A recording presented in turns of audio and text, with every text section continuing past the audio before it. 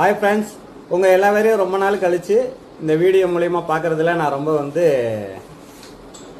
ஹாப்பியாக நான் ஃபீல் பண்ணுறேன். உங்கள் எல்லா பேருக்கும் நான் மனசார தேங்க்ஸ் சொல்லிக்கிறேன்.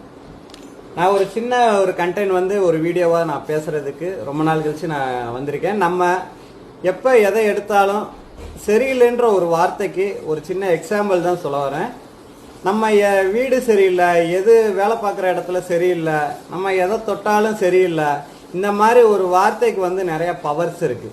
அப்போ நம்மளை சுற்றி அதுதான் நம்மளை அட்ராக்ட் பண்ணும்.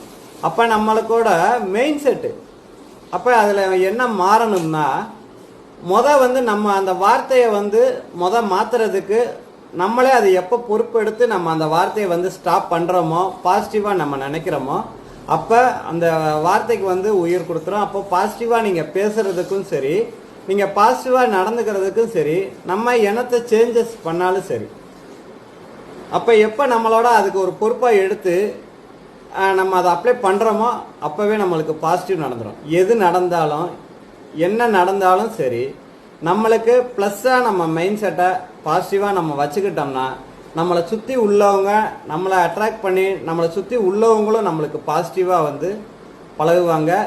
நீங்களும் பழகக்கூடியவங்களும் பாசிட்டிவாக மாறுவாங்க. அப்போ நீங்கள் சேஞ்ச் யுவர் மைண்ட் செட்டை நீங்கள் மாற்றிக்கிட்டீங்கன்னா உங்களுக்கு ரியல் லைஃப் பாசிட்டிவாக கிடைக்கும். பெரிய பெரிய ஆளுகள் சொல்லக்கூடிய ஒரே ஒரு வார்த்தை என்னன்னா, எண்ணம் போல் வாழ்க்கைன்னு சொல்லுவாங்க. அந்த ஒரே ஒரு வார்த்தையை நீங்கள் அப்ளை பண்ணி